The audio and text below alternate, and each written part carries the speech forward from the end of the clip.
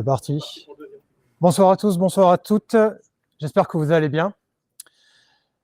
Je suis content et merci beaucoup aux sponsors BetClick, aux organisateurs, organisatrices et également à vous de votre présence ce soir. Je voulais parler d'un sujet, je vais faire un peu le rabat-joie, j'aime bien faire ça en général. Voilà, coder avec l'IA c'est cool, mais il faut aussi poser des garde-fous pour se préserver. Préserver votre code, mais aussi se préserver nous-mêmes. J'ai eu beaucoup de mal à faire cette conférence. Parce qu'en fait, cette conférence et tout le contenu, demain, dans une semaine, dans 1 mois, 3 mois, en fait, ça vaudra peut-être plus rien, malheureusement. Les IA sont très game changers, hein, et c'est compliqué de se positionner, vous l'avez tous et toutes vu, hein, quand on cherche à mettre en place quelque chose, un coup, il y a un nouveau truc qui arrive côté cloud, après ça côté cursor, etc., etc. Et on parle pourtant de dev augmenté, de PO augmenté, etc. Aujourd'hui, vous avez un coach augmenté, je mets mes lunettes. J'y vois plus grand-chose, malheureusement. Et je voudrais revenir un petit peu sur... j'ai rencontré cette personne, Lidvin Gross, qui, en 1995, a travaillé avec la NASA. Et sur des modèles IA, déjà. Ils travaillaient sur des réseaux neuronaux. Et ils ont mis ça à la poubelle parce que non déterministes. Et la NASA, ils ne peuvent pas trop s'amuser à avoir des trucs non déterministes en général, sur certains points. Et elle a dit une phrase qui m'a marqué, c'est qu'artificial intelligence, on devrait le traduire non pas par intelligence artificielle, qui devient plus un fantasme qu'autre chose, mais par information artificielle. On fabrique de l'information, on compose de l'information. Pourquoi je vous dis ça? Parce que peut-être une des premières best practices à avoir, c'est de cultiver un esprit critique et de ne pas oublier que les hallucinations et le non-déterminisme de l'IA peuvent et vont nous jouer des tours. J'aime bien ce livre, alors il date déjà un peu, il est de novembre 2024 et dans le monde de l'IA, ça va très très vite, c'est déjà dépassé. Mais j'aime bien cette phrase, hein, l'intelligence artificielle, il faut déjà se rappeler qu'elle est plus, entre guillemets, littéraire que logique et mathématique. Et pourtant, on nous demande de produire du code, des applications, des outils, de créer du cloud, etc., des plateformes, etc. Il ne faut pas oublier que derrière tout ça, il y a quand même des tokens. Alors, pour les personnes qui découvrent, donc j'ai été inclusif, et bon, si on prend cet exemple, why is the sky blue? Bon, en fait, derrière, il va y avoir un process d'inférence, et en très gros, voilà, là ici, c'est vulgarisé.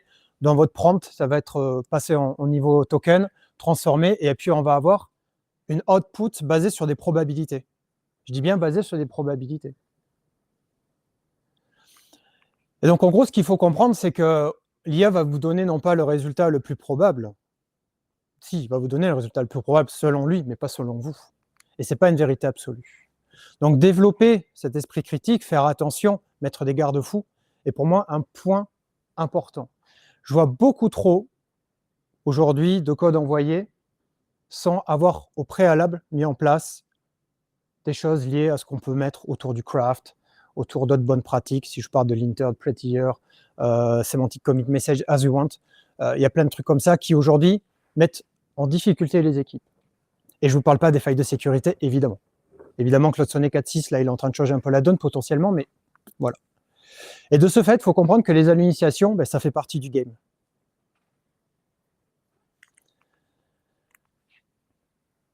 Parce que c'est issu d'un apprentissage de l'IA. Quand vous allez consulter des IA, en fait, clairement, vous allez avoir beaucoup de sources citées de ce type. Alors, au-delà des modèles, des premières datas qui ont aidé les modèles à apprendre, là-dessus, derrière, vous allez avoir du Reddit, du Wikipédia, etc. Super pertinent. Maintenant, ça s'améliore. Et comme je vous ai dit, les choses sont en train de changer encore. Mais pour moi, développer l'esprit critique, et cette phrase, aide-moi, la zététique vous aidera à déjouer les sophismes et les flagonneries d'une intelligence artificielle. Bon, je pense que, comme tout le monde, vous allez dire, c'est pas faux. Et qu'est-ce que j'ai voulu dire derrière? C'est qu'en gros, on est influençable. Les flagonneries, c'est toutes les formules de politesse, de l'IA, vous savez, le ChatGPT, pour tous ceux et celles qui l'ont utilisé, ça vous brosse dans le poil, en fait. En fait, ça vous mène plutôt à une erreur qu'à autre chose. Parce qu'on peut se retrouver dans des situations qui vont devenir plutôt compliquées. Et j'ai bien aimé cette revue scientifique. Aujourd'hui, il y a des modèles qui sont quand même entraînés pour nous brosser dans le sens du poil. Donc, à nous mener un petit peu en bateau ou vers ce que les gens veulent produire.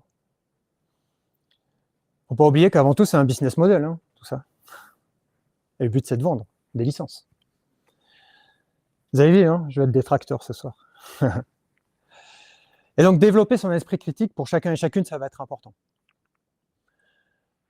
Et moi, on m'a dit, Geoffrey, c'est bien sympa tout ce que tu dis, mais on s'en fout, hein, tu sais, les problèmes, c'est les mêmes qu'avec les humains. On peut avoir du code mal généré, on peut avoir des tests mal faits, etc. Ouais, ok, mais tes problèmes, ils vont arriver 10 fois plus vite et 10 fois plus en volume. Donc, potentiellement 10 fois plus d'impact négatif. Il ne faut pas oublier que l'IA, c'est un amplificateur. Hein. Amplificateur de bonnes choses, mais aussi amplificateur de mauvaises choses.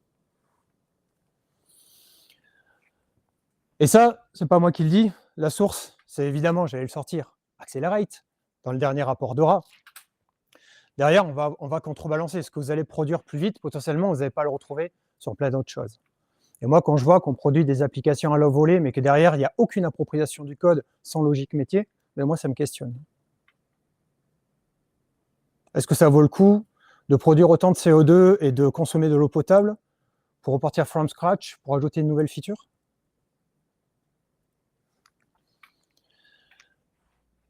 Mais cependant, on n'a pas le choix, il y a le hype de l'IA, donc il faut travailler avec. Et cette phrase qu'on a en commun avec Arthur très souvent, on s'est dit la même chose en un meeting.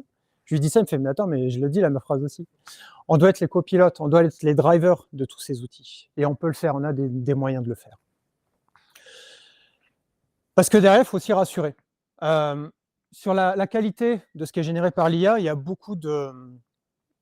C'est pas terrible, en fait, aujourd'hui, d'adoption pour les personnes qui testent. Attention, cette donnée, elle date de juin 2025. Et comme je vous ai dit, les choses ont beaucoup changé entre-temps. Donc les status ont quand même changé. Mais je vois quand même dans les entreprises qu'il y a les adopteurs qui sont fous furieux et qui y vont. Et en même temps, je vais avoir ceux qui vont mettre des gros freins et vraiment qui craignent sur la qualité du code et la maîtrise du code. Selon Accelerate, en 2025 est sorti 7 nouvelles capacités qui permettent de reprendre la main sur l'ensemble de ce que l'on produit. La première, que l'on nous donne un positionnement clair dans l'entreprise de la stratégie. Aujourd'hui, je vois très peu d'entreprises, donc j'accompagne plusieurs entreprises en tant que coach. Il n'y en a aucune qui arrive à positionner clairement avec une direction fixe et de comment on y va. Et en fait, il y a un éparpillement des pratiques dans toute l'entreprise. Peut-être que ça vous parle. Et en fait, on se retrouve avec des entreprises où il y a plusieurs personnes qui font la même chose et rien n'est aligné. C'est pas très grave, parce qu'après, on peut récupérer les retours d'expérience et faire quelque chose. Mais le premier, c'est d'avoir un positionnement clair de l'entreprise. Le deuxième, c'est travailler avec des petites unités de travail. Pour ceux qui font du spec-driven development, vous le voyez très bien, de pouvoir faire du plan très granulaire. C'est assez important aussi pour permettre à l'IA d'avancer pas à pas. Avoir un écosystème de données propre. Si on parle de RAG, par exemple, vous vous doutez bien que la base de tout, c'est la donnée, et qu'avoir une donnée qui est propre, manipulable, qui est claire pour que l'IA vous génère des informations artificielles fiables, ça va être important. L'approche user-centric focus, à s'assurer qu'il y a bien de la logique métier dans tout ce que l'on produit, des données accessibles en interne pour permettre ensuite de manipuler nos données. Si on parle des MCP, par exemple, c'est une manière de faire. Ça, j'aime bien aussi. Platform engineering, avoir une plateforme qui va vous permettre aussi d'adopter l'IA rapidement. Ça m'amuse des fois de dire, ben voilà, fais de l'IA, mais comment je démarre? Et en fait, tu ouvres ton IDE et en fait, tu es branché à rien. Et c'est potentiellement une galère pour aller savoir comment obtenir tes licences pour commencer à travailler. Et enfin, avoir un système de contrôle de version très fort, hein, qui n'a pas fait un revert ou un reset du code généré par l'IA. Hein, on en fait tous, c'est normal. On n'est pas forcément OK avec ça. Et moi, il me manque une pratique. Et pour moi, c'est ce que je voulais parler aussi. Moi, je rajouterais bien une catégorie, c'est le shift left best practices. On en parle du shift left testing, on parle du shift left security. Mais les best practices, pour moi, c'est aussi toutes ces pratiques qu'on oublie. Pour moi, c'est autant important pour l'humain que pour une IA. Qu'on parle des screaming architecture, qualité de code, etc., comment on veut concevoir le code, etc., le naming, refactoring, continuous testing, as you want, tout ce que vous voulez, et semantic commit message. On oublie aussi de faire du semantic commit message. Moi, j'aime bien faire du fit-IAG quand je crée un truc avec l'IA, ou un fix-IAG. Ça permet au moins au relecteur ou à la relectrice de savoir comment il doit se positionner par rapport à la relecture du code. etc. Et moi, ça me manque parce qu'en fait, voilà ce que m'a confié un lead dev que j'ai rencontré en événement, et je vais pas le citer, je peux pas. Il m'a dit la chose suivante: actuellement, je suis très anxieux, et c'est pas le seul à m'avoir partagé, du volume de code de mauvaise qualité et peu maîtrisé que je reçois. Comment on s'assure que tout ce qui est produit, on parlait tout à l'heure, il y avait une question autour de la documentation, comment on s'assure que tout ce qui est produit derrière va être valide? Les deadlines, elles ne changent pas, hein. Et j'en connais plein qui valident les PR sans relire vraiment, ou qui vont lire de manière transverse. Et des fois, il y a les tests, des fois, il n'y a pas les tests. Qu'est-ce qui se passe après? Bon, peut-être qu'en test d'intégration, s'il y a des tests d'intégration, ça se passe bien. Bref, il y a toute la recette du boom. Et je me pose vraiment, sincèrement, la question pour la santé des lead dev. Je suis sérieux, hein. On parle de DevX avec l'IA. Là-dessus, on n'y est pas tout à fait, hein, sur l'approche DevX. Et la charge cognitive ne fait qu'augmenter. Bref, donc c'est dommage parce que ce n'est pas des pratiques vues comme des investissements aujourd'hui. Dès qu'on parle, par exemple, de trucs de type software craftsmanship, bah, je ne vois pas trop beaucoup de budget dégagé ou de soutien autour de ça. Pourtant, c'est dommage parce que c'est autant de charges cognitives qu'on dégage aux équipes pour mieux manipuler ensuite leur code, et donc autant de bonnes choses pour aider le dev à manipuler l'IA et produire du code de qualité. Bref, et c'est pas forcément des pratiques faciles à intégrer, surtout quand on a des deadlines et un rythme assez effréné. Ça vous parle, hein. Combien de fois on a essayé, vous avez dû essayer de faire soit des nouvelles pratiques liées à l'agilité, liées au craft, ce que vous voulez. L'IA, ça a été facile d'adopter, mais tout ce qui est un peu, on va dire, garde-fou qui protège le code, ça l'est souvent moins. Alors les shiftless best practices, ben, je me dis, ce serait bien de le faire le plus tôt possible dans le cycle de développement, avant de développer et même avant de prompter. Et là, est-ce qu'il y a beaucoup de surprises? On va parler du context engineering, of course. Context engineering, donc si on reprend le papier qui est derrière, il y a 3 grandes composantes, hein. Toute la partie génération et comment on propose un contexte avant que ça rentre dans le prompt. Et après, il y a toute la partie processing et la partie context management, avec comment l'outil va pouvoir retrouver son contexte pour pouvoir surprompter, par exemple. Et très souvent, moi, je trouve qu'on porte beaucoup de focus sur cette partie. C'est pas forcément mauvais, mais c'est surtout ça que je vois en ce moment. Et je le vois à travers plein de choses que vous connaissez très certainement, hein, qu'on avait évoquées, les agents TeamD, après les fichiers qui commencent à être deprecated comme cursor rules, etc. Évidemment, les skills, et ça, c'est pour moi la suite du craft, c'est que vos best practices, pour moi, elles doivent passer aujourd'hui en skills. Et aujourd'hui, on peut se créer des agents dédiés au craft ou des choses similaires pour intégrer ces bonnes pratiques très tôt dans le cycle de développement et ensuite limiter les coûts. Et après, toute la partie également sub-agents, etc.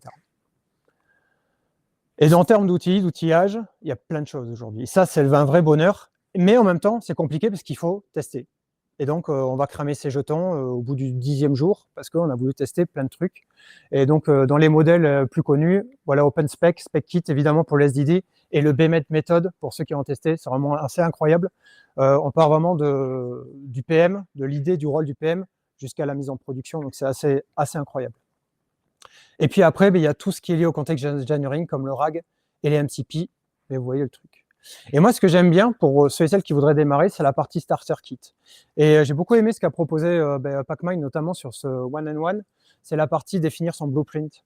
Moi, je trouve ça assez intéressant de se dire comment je peux démarrer tout simplement avec un blueprint. Et définir son blueprint, pour moi, c'est la première step, c'est le premier positionnement que vous pourrez proposer une entreprise pour que l'ensemble de ses salariés adoptent l'IA pour ensuite converger vers les mêmes pratiques. Malheureusement, elle date un peu, ce bench. Il y a le LIM, donc pour ceux qui ne connaîtraient pas. Donc on est sur le... Mince, voilà, j'en perds mes mots. Oh mince, in the middle effect, j'ai oublié le terme du L. Le lost, merci, lost in the middle effect. Alors on va faire nos beaux fichiers. Et le problème de ces fichiers, vous prenez un fichier de 100 lignes, vous avez fait, vous êtes hyper content, vous avez mis plein de choses hyper intéressantes dedans qui sont valuable pour l'IA. Et potentiellement, entre la 40e et 60e ligne, ce que vous avez mis ne va pas être pris en compte. Ou minoré, plutôt. Et en fait, vous avez tout un intérêt à savoir segmenter vos fichiers, à savoir driver l'IA pour ne pas prendre l'ensemble du contexte, et surtout à faire en sorte que vous mettiez au milieu des instructions secondaires, voire tertiaires, au milieu de votre fichier. Donc, les informations les plus importantes en début de fichier, tous les métadonnées ou les informations qui vous semblent importantes en fin de fichier, et au milieu, mettez pas du bullshit, hein, parce que si vous mettez du bullshit, il va le prendre s'il le prend en compte, ça va fausser vos datas. Mais des informations tertiaires, secondaires, si c'est pas pris en compte, c'est pas trop grave. Et si on regarde l'étude, ça va même jusqu'au volume de fichiers pris dans le contexte. Et donc, ça, c'est important aussi à prendre cet effet. Il faudrait voir les derniers bench, parce que là, bon, là, on est sur des vieux GPT, mais c'est un effet où des fois, vous dites, c'est pas pris en compte, pourquoi? Ben, potentiellement, vous avez un de ces effets qui va travailler sur ça. Donc, les best practices dès très tôt dans le cycle de développement, ben, c'est pas forcément évident parce qu'on a plein d'autres problématiques sous-jacentes.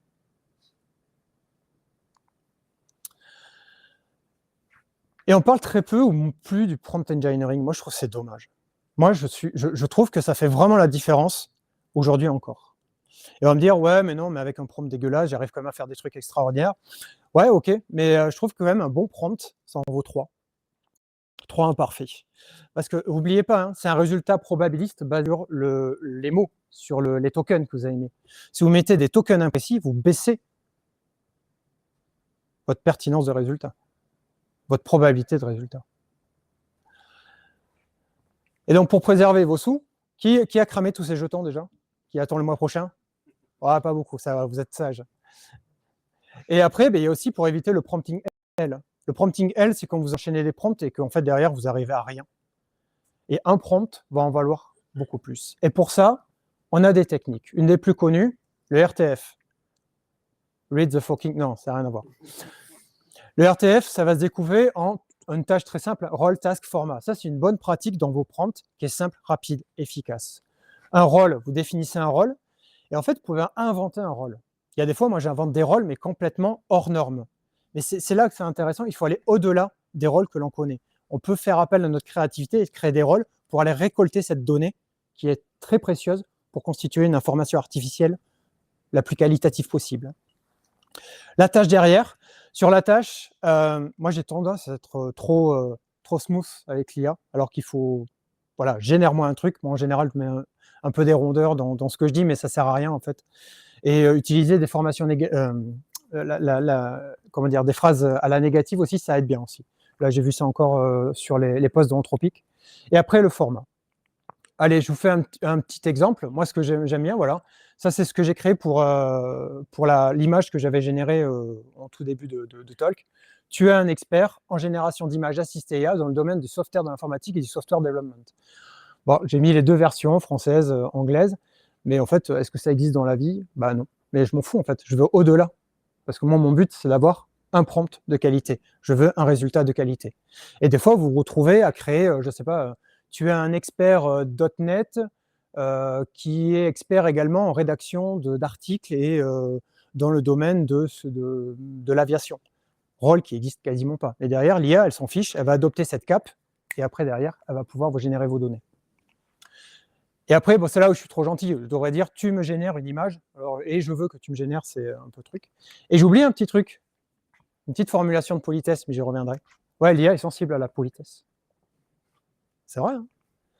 Et après, ce que j'aime bien, c'est mettre des informations complémentaires, évidemment. J'oublie un S dans mon exemple, et après, je mets un peu tout ce que je veux, ce qui va s'appeler le format. N'oubliez pas ce qu'on appelle le temps, c'est à qui va être destiné le output. Là, je n'ai pas besoin parce que générer une image, mais quand c'est un texte, une documentation, n'oubliez pas de dire à qui ça va s'adresser parce qu'il va, comment dire, il va faire un discours dédié à ces personnes. Si vous faites un truc pour un ou une PO, précisez, c'est pour un ou une product owner dans le domaine du software development, et puis il va adapter en fonction. Ça, c'est super important. Et moi, je ne vois pas beaucoup de devs faire ça, en fait. Quand je vois les prompts qui sont stockés dans leur repo, donc dans tout leur système de context engineering, bah, je trouve qu'il n'y a pas de maîtrise des prompts, voire même il y a un copie-colle et on voit ce qui se passe, mais derrière, il n'y a aucune maîtrise. Et je trouve ça vraiment dommage parce qu'on pourrait vraiment optimiser nos résultats juste en ayant les bons tips et une relecture. Après, vous avez plein de techniques de prompting, je ne vais pas les éclairer, hein, mais voilà, few-shot prompting, chain of thought, et le React, qui n'a rien à voir avec le framework, évidemment, c'est Reason and Act, très intéressant pour faire apprendre l'IA sur le moment, ou lui donner des nouvelles données. Ça, c'est le context body pour, voilà, si vous voulez démarrer sur du prompt et faire des prompts bons. Un prompt bon en vaut 3. Et en plus, ça économise des ressources et des sous, n'hésitez pas. Et enfin, les formules de politesse. Alors ça, on dirait mes enfants quand ils ont besoin de quelque chose. Ça, on dirait moi quand je veux qu'elle s'habille et qu'on aille vite à l'école. Et pourquoi je dis ça? Parce qu'en fait, si on reprend ces sources qui sont une petite partie hein, sur lesquelles se basent certains modèles, ce qui a été prouvé, c'est que sur des... Bon, le bench est un peu vieux, hein, c'est qu'en fait, on a des meilleurs résultats lorsqu'il rajoute des formules de politesse. Et vous savez pourquoi? Parce qu'en fait, il y a une sociologue qui a montré que sur les forums comme Reddit, on avait des réponses humainement, il y avait des réponses de meilleure qualité lorsque les gens disaient s'il vous plaît ou merci, tout simplement. Et donc, comme l'IA a appris, des parties de l'IA a appris sur ces modèles, sur ces outils, ben forcément, vos contenus vont être plus pertinents. Alors, dites pas juste merci, hein, c'est un gros prompt avec un s'il te plaît, hein, voilà. Et, si vous faites juste un merci, c'est une catastrophe. Et le problème, c'est qu'on a des nouveaux game changers. Et c'est là que je rentre dans les mais, parce que c'est bien sympa, toutes mes bonnes pratiques, et c'est là où j'ai eu du mal à concevoir ce talk. C'est que tout va changer, et je crois que ça a déjà commencé hier. Voilà quelques news assommantes. Voilà le Claude Sonnet 4.6 qui est sorti. Je ne sais pas s'il y en a qui ont l'occasion de le tester. Alors, il est un peu, c'est une pipelette, hein, mais plus pipelette que le 4.5. Mais voilà, il surperforme. Et pareil, Gemini 3.1 Pro, c'est assez bluffant. Parce qu'on peut presque repartir from scratch et recréer quelque chose. Même pour ajouter de la feature, on n'en est pas loin. J'ai eu ça aussi ce matin, ou c'est hier, dans Tropic. Aujourd'hui, on arrive sur des choses assez fortes. Le côté game changer, hein, c'est vraiment très pénible. On ne sait pas comment se positionner par rapport à l'IA. Et aujourd'hui, voilà, McKinsey est un peu en porte-à-faux avec cette annonce qui est assez forte. Et le rôle de coach aussi, par exemple. Aujourd'hui, mon rôle de coach, je sais qu'on peut le résumer dans une skills, et ça va être la même chose. Après, l'autre mais, c'est également des technologies qui vont arriver. Alors, à voir ce que ça vaut, mais il y a Samsung qui avait annoncé les Tiny Recursive Models, donc des modèles plus petits qui pourraient réduire un petit peu toutes les faiblesses des LLM. À voir ce que ça vaut, et combiner au prochain Game Changer dans les 3-4 ans, c'est ce qu'on m'a dit. Alors, c'est des experts du GPU. Alors, ça fait des années hein, qu'on dit que c'est Game Changer, les GPU. Mais j'attends de voir comment ça va se passer, GPU plus des outils de ce type dans les quelques années à venir. Mais l'autre truc, c'est aussi qu'il faut faire beaucoup de veille technologique. Donc, vous avez le Web Arena qui est vraiment très bien pour suivre un petit peu les modèles. Donc, on voit déjà que le Cloud Opus 4.6 passerait devant même le Ficking. Assez étonnant. OK. Et après, si je résume un petit peu tout ce que je vous ai dit sur les best practices, sur les shift-left best practices, ce que je constate encore aujourd'hui, qui va changer, hein, c'est que lorsqu'on veut utiliser l'IA, premier frein, c'est comment j'accède aux outils pour accéder à l'IA. Et je vous avais parlé des 7 pratiques IA Accelerate autour de ça. Si vous regardez, c'est assez facile de le décliner en actions concrètes, hein, en lisant les documents. Il suffit d'avoir un petit peu, de faire ce pont entre haut niveau et technique, et c'est pas hyper compliqué. Et après, on va vite se retrouver à protéger le code. Moi, je suis intimement persuadé qu'il faut protéger le code. On va avoir des mauvaises pratiques, on va avoir des mauvaises surprises, notamment au niveau sécurité. À mon avis, ça va être assez catastrophique. Et derrière, après, toute l'optimisation, le context engineering que vous connaissez, l'optimisation des requêtes. Moi, je prône d'améliorer vos prompts. Je vois des prompts qui ne sont pas absolument exceptionnels dans les repos que l'on me passe. Et voici pourquoi. Qu'est-ce que ça donne, la recette de tout ça? Ça, c'est un dev de Paris, que je ne peux pas citer pareil, il veut rester anonyme. Il a estimé par moment, dans certaines conditions, à être 10 fois plus productif. Il arrive à casser une US de 21 points en 4 jours avec tout ça. Ce qui est énorme. Ce qui est absolument énorme. Bref, en tout cas, il y a un autre truc qu'on va pas oublier, c'est que derrière la fin, il faut aussi des sous. Alors ouais, j'ai refait une application from scratch en 6 heures, mais il a cramé 800 €. Voilà, donc on attend le mois prochain. Mais c'est rentable, hein, parce que du coup, un dev qui va reproduire l'application, ouais, c'est rentable. Mais qu'est-ce qu'on fait des autres devs? Et après, je trouve que c'est la pénibilité de la veille technologique actuellement. Je trouve que c'est fatigant. Tous les jours, il faut suivre un petit peu ce qui se passe. Mais bon, ça fait partie du jeu. Donc, ça fait une grosse charge cognitive, mais en tout cas, c'est intéressant. Et je vous remercie beaucoup de votre écoute. Et merci beaucoup.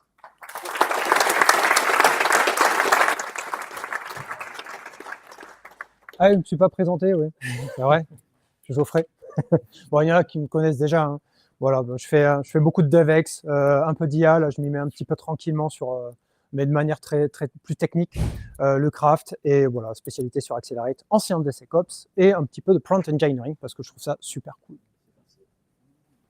Top, merci beaucoup Geoffrey. On va se prendre quelques petites questions. S'il y en a, bien sûr. Yes.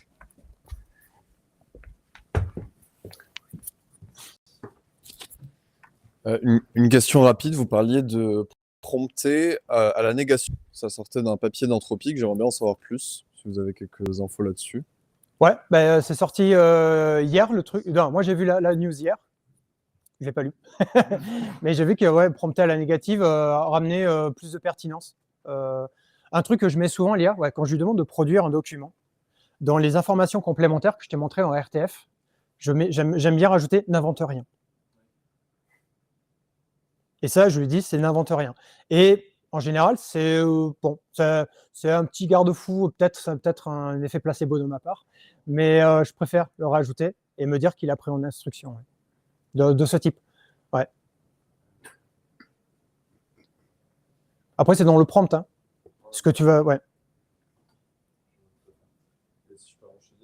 Vas-y. Des small language models qui éventuellement peuvent se concentrer sur des tâches plus précises, plus fines.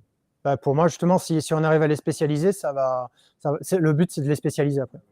Mais il y a toute cette partie, est-ce qu'il y a, comment dire, ce juste milieu entre j'ai suffisamment de data pour que le small, moi j'appelle tiny recursive model, mais bon, c'est un peu pareil, est suffisamment, comment dire, un contexte suffisamment large pour permettre à mon agent, mon IA, ce que tu veux, de bosser dessus, versus trop petit et ça va pas être hyper quali.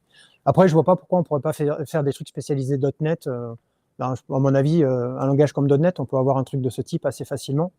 Et je comprends même pas pourquoi c'est pas plus popularisé que ça, tu vois. Alors peut-être question business model, et puis derrière, il y a quand même tout ce qui est en train de se faire là autour du context engineering. Non, est-ce qu'on a besoin du context engineering s'il y a ces modèles? Je pense que non.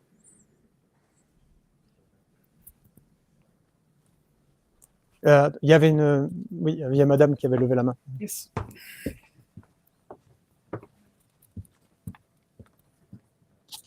Yes, bonjour. Peut-être une question un peu naïve. Donc, tu parlais de ta gestion de prompt. Comment est-ce que tu gères les versions de ton prompt et comment tu fais pour séquencer dans ton prompt justement les améliorations que tu fais avec les itérations? Ah oui. Première question. Et deuxième question, est-ce que tu as mis en place des évals et comment tu le gères? Ouais, ok. Donc, vous avez tout entendu la question ou pas? C'est comment je gère mes prompts et en gros comment je fais les évaluations des outputs des prompts, c'est ça, des résultats des prompts. Là actuellement, donc j'ai ma bibliothèque de prompts. J'utilise je les mets en subdir Git, comme ça, je les download en sidecar dans mes projets quand j'ai besoin. Et derrière, après, je les versionne, c'est-à-dire que moi, ce que j'aime bien faire, je le fais en 3 étapes. Je mets toujours la configuration sur laquelle j'ai fait le prompt. Donc en gros, j'en sais pas, cursor plus tel agent plus telle version de telle IDE, parce que en fait, je vais prendre la version. Parce que en fait, il va y avoir je prends la version des IDE, je vais prendre la version des plugins, le LLM, etc. Donc, je mets la configuration. Déjà, ça me donne le contexte dans lequel ça a baigné. Ensuite, je vais noter le prompt et je vais noter l'output. En fait, je capitalise tout. Et après, je versionne au fur et à mesure de comment ça évolue, du résultat. Des fois, je corrige, des fois, j'enlève des petits trucs et c'est comme ça. Et après, j'ai toujours mes prompts qui sont le plus dur pour moi, c'est la structure folder pour ranger mes prompts. Il y a des fois, est-ce que je la fais fonctionnelle, est-ce que je la fais par use case, est-ce que je la fais… ça dépend. C'est juste ça qui m'embête un petit peu. Et du coup, l'évaluation, après, c'est là où je me sens bien, c'est que c'est moi qui évalue la qualité des outputs. Parce qu'en fait, je suis très exigeant sur la pertinence de ce qui va être sorti. Et donc, à force de relire, déjà, je m'approprie ce qui est fait. Je vire tout ce qui ne me plaît pas, ou alors je vais vérifier les sources. Et aussi, je demande des sources, ou alors des captures d'écran. Si on demande des captures d'écran de code ou autre, l'IA le fait plutôt pas mal, quoi. Ouais, donc tu restes dans un truc que tu n'industrialises pas, tu préfères de voir one by one et toi tu as en tête des use cases pour les… Ouais, j'ai aucune confiance sur quelque chose qui est non déterministe. c'est mon approche, c'est mon expérience de IA.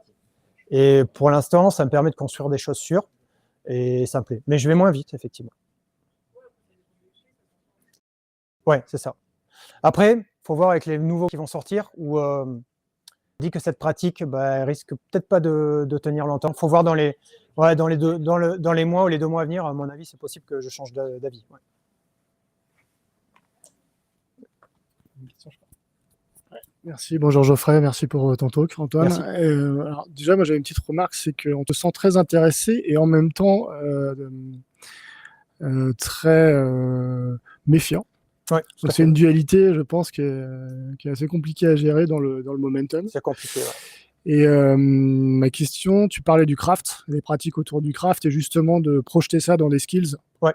Pour justement avoir des garde-fous. Est-ce que c'est des choses que tu as fait? Et si oui, est-ce que tu as vu le résultat de ces choses-là? Ouais, donc la question c'est est-ce que j'ai utilisé du craft, en fait des skills craft. Et derrière, donc j'ai utilisé un kata très simple, qui est le kata élection, si tu le connais, kata élection, software Grenoble, bref. Et à partir de là, tu as des premiers trucs assez sympathiques, que tu sois en Python. Alors le Python, c'est moi qui l'ai créé parce qu'il n'est pas par défaut, C#, TypeScript, donc c'est plutôt pas mal. Après, la difficulté, c'est que quand tu le mets, par exemple, du naming as a process, ou alors, ce qui marche bien, je ne sais pas comment le dire, les choses très codifiées comme le semantic commit message, par exemple, si on peut la rattacher au craft, entre guillemets, ça marche plutôt bien. TDD, je vois des choses qui sortent, qui marchent pas trop mal, mais j'ai plusieurs sons de cloche. Moi, je suis pas hyper satisfait de voilà. Je préfère, dans le cas de l'IA, je préfère avoir un code qui retranscrit la logique métier avec de l'abstraction, et ensuite, désolé, bouchez-vous les oreilles, et ensuite produire le test. Désolé, c'est pas bien.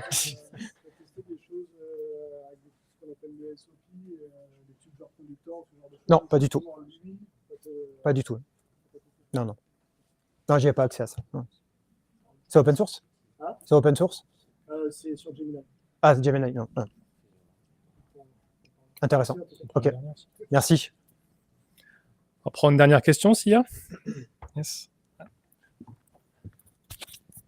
Merci, bonjour. Petite question sur dans tes rencontres, tes accompagnements en entreprise. Oui. Comment tu perçois l'évolution de 2 profils qui peuvent être différents? C'est des bons crafters qui découvrent l'IA et donc qui apprennent à piloter les outils d'IA, et à l'inverse, de déjà bons pilotes d'IA qui intègrent le craft via des skills, mais sans eux-mêmes déjà connaître cette discipline. Comment tu perçois ces évolutions aujourd'hui?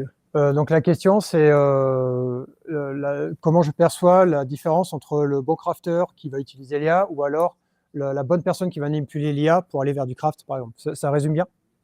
Alors, il y a 2 mois, même il y a 1 mois, je t'aurais dit, je pense que le craft est indispensable pour la bonne manipulation de l'IA, d'où ce talk. Mais en même temps, comme disait Antoine, je suis ambivalent parce que je vois les choses changer. Aujourd'hui, à date, suite aux dernières autres news et ce que j'ai pu voir, j'aurais du mal à me positionner. Je dirais, il faut tester et comparer, voir à la fin voir from scratch. Tu testes 2 approches et tu vois ce que ça donne dans Sonar, par exemple, ou un truc comme ça.